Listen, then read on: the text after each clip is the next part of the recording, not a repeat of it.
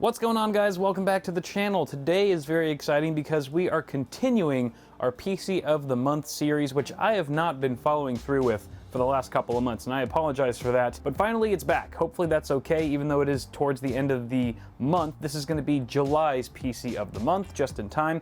But it's going to be a budget system. I'm going with a budget of $650 today because I think with the latest offerings from AMD, we can make that happen and still pack in quite a bit of horsepower. So let's take a look at the parts that we're rocking here. First and foremost, with this processor right here. This is the Ryzen 3 1300X. This is the higher of the two SKUs that are going to be released very soon. So this is still under embargo, actually, so I can't reveal all the juicy details, and I won't be able to show you guys any performance numbers until part 2 of this video, which is generally how how PC of the Month goes anyway. But this is a 1300X. It's a 4-core, not 8-thread chip, because it does not feature SMT, or simultaneous multi-threading, like Ryzen 5 and Ryzen 7 does. That being said, with 4 physical cores, we're actually doubling our core count over something like an Intel Core i3 that exists in the same price range. Now, I say that lightly because I don't really know what the official price is for this particular CPU. AMD has not given us that information yet, but based on the Ryzen 5 1400, which is their lowest end SKU in the Ryzen 5 class, which is going for $165-ish US right now, I would imagine that the 1300X is probably going to go for around $140 ballpark. So that's the price that I'm using to factor in the CPU into the build. And that's all I'm going to say about Ryzen 3 for now, because I'm just a little paranoid that I'll break NDA accidentally or something. Next up, we've got our motherboard here. This is the Asus Prime B350 Plus, a fantastic board that we've actually used before in the Spec Alpha build we did a month or two ago. It's a great value, in my opinion, for under $100, and it has plenty of connectivity, more than enough for a budget gaming system, including 4 DIMM slots. It's got USB 3, M.2 of course, so really solid AM4 offering there from Asus. We're going to be pairing that with this memory kit from G.Skill. This is Ripjaws 5, very popular with Ryzen builds because it just works, assuming that you've got your proper BIOS updates and whatnot. But this is a 8GB kit. Now I know you guys are going to scream at me for buying a 2x4GB kit. However, I decided to go with a dual channel kit instead of just one 8GB stick for a couple reasons. First off, we have 4 DIMM slots on this motherboard, so there's nothing stopping us from popping in another 8GB, and that would give us 16. Of course, that would cap us. We wouldn't be able to add any more without fully removing the kit entirely, but I've actually seen some test results and whatnot, testing single channel versus dual channel with Ryzen, and not only does frequency of your RAM affect performance when you're talking about AMD Ryzen, but apparently dual channel can also improve your performance quite a bit. So I'm actually going to do another video very soon comparing single channel and dual channel memory when it comes to Ryzen performance, so stay tuned for that. It should be pretty interesting. But yeah, that's pretty much why I've opted for a dual channel kit of smaller capacity per stick than one larger capacity stick. And again, we'll validate all that in a future video coming soon. I also forgot to mention that this kit is rated at 2800 megahertz. We're gonna have to get into the BIOS and see if we can actually overclock this at all, potentially to 2933 or even beyond that if possible, to again take advantage of that Infinity fabric that comes along with Ryzen, and hopefully get some additional frames out of our gameplay. Next up, we've got our power supply, the VS400 from Corsair. This is a budget unit, of course. I think we got it for $35 or something like that. The cables are not pretty by any means. They are ketchup and mustard. It's pretty gnarly. We're not going for aesthetics here, but it's still a pretty decent unit. At least it's not like got a hideous sticker on it or something like that. And it is 80+ certified, so that's nice. Our graphics card of choice is the EVGA GTX 1050 Ti 4GB model. I think this card's going to pair pretty nicely with the 1300X. And honestly, if you go right now with all the cryptocurrency mining craze going on, still, if you go anywhere above a GTX 1050 Ti, let's say a GTX 1060 and above, or even if you're dabbling in the RX 400 series from AMD, you're going to see ridiculously inflated prices. Granted, they might have come down a little bit because the price of the value of Ethereum has dropped down, for example, but still, it's pretty inflated. But as soon as you get to 1050 Ti and below, you're pretty much safe from those crazy inflated rates. So I wanted to just be able to get a card that was going to pair nicely with our CPU, and also something that we could get for more or less retail price. So obviously, we're going for 1080p gaming. That's what we're striving for. I've already done some testing on the 1050 Ti in the past, which has shown really good results at 1080p.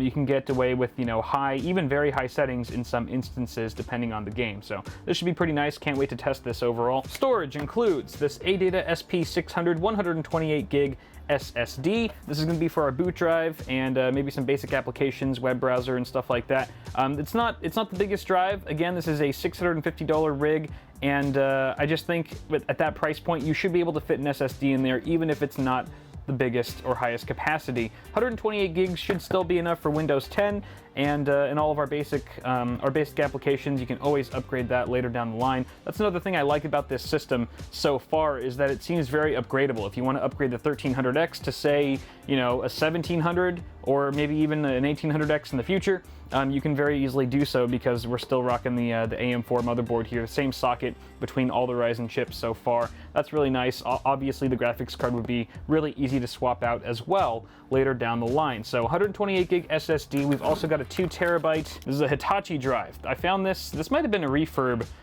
so sorry if it is, but I think we got this for like $25 or something like that for 2 terabytes, which is pretty killer. So that's obviously where all of our games and other big applications and files are going to go. And then finally, our case. This is, I think, sort of a new case from Thermaltake. This is the Core G21TG. The TG stands for tempered glass. This is only a $70 case. It's full ATX. It supports a lot of water cooling features. Like, looks like you've got some reservoir support in there. 360 rad at the front, I believe. Even though we don't have, again, going with this sort of theme of expandability and being able to upgrade in the future, if you wanted to, you could add some liquid cooling flare into this system, no problem with this particular case, even though it's still fairly budget oriented. Because honestly, the case is one of the most difficult and pain in the ass things to upgrade, because obviously you got to take everything out of your build and start from scratch, kind of. So from the looks of it, you get tempered glass on both sides, on the business end, on the back, and on the front end. Looks like you've got a power supply shroud as well, which should help with cable management, and kind of a nice mesh front. So hopefully lots of healthy intake from that end. But those are all the parts, ladies and gentlemen. It's a pretty simple... Oh, you know what? I completely forgot to mention, I'm sorry, the CPU cooler. You guys are probably wondering, those of you who aren't aware, the Ryzen 3, the 1300X, actually includes the Wraith Stealth cooler, which is very similar to this Wraith cooler. It's almost exactly the same. Actually, I think it's the same exact fan. The only difference being that the heatsink for the Stealth over there is actually, you know, about half the height of this particular one, which came included with the Ryzen 5 series. So there's no RGB on it either, but that's okay. If you guys are at all interested in any of this stuff, I've left links to everything in the description below, maybe except for Ryzen 3 because it's not out yet. But other than that, let's go ahead and start building, and we'll circle back and I'll let you guys know how it went.